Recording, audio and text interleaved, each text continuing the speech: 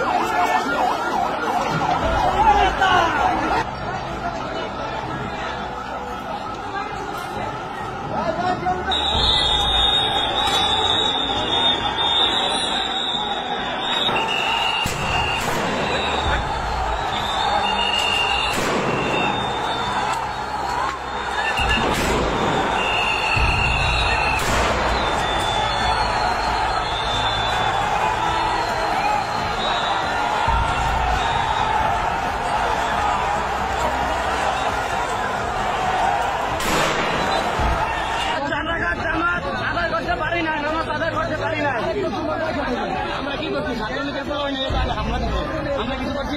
আমার হচ্ছে নামাজ না আসছে জায়গা, আমরা তো মারামারি করতে আসি না।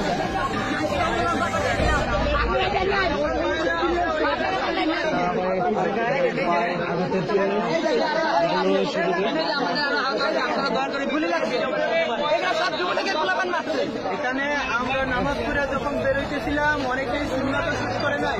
এমন অবস্থায় আগে থেকে এখানে যারা এখানে অবস্থান নিচ্ছে ছাত্রলীগ, যুবলীগ এবং আওয়ামী লীগের নেতৃবৃন্দ এখানে অবস্থান নিয়ে সাধারণ মানুষ যখন নামাজ পড়তে দিল এমন অবস্থায় তারা তাদের উপর হামলা করছে। আমার এটা গুলিবিদ্ধ হয়েছে, দেখছেন কে করছে? এটা ছাত্রলীগ, যুবলীগ হেল্প করছে।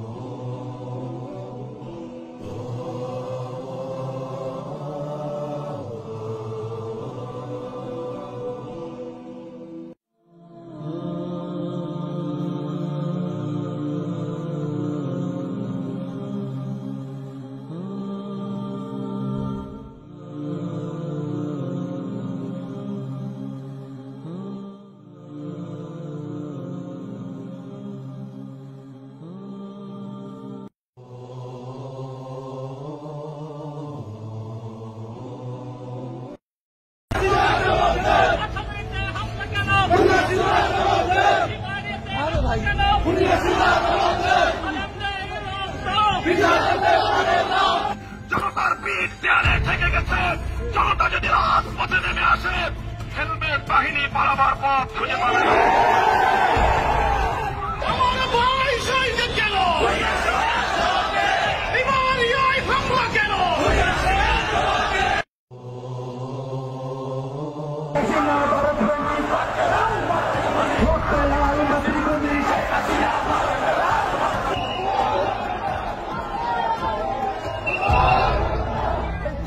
বাংলাদেশ, বাংলাদেশ, বিশ্বভর, বাংলাদেশ,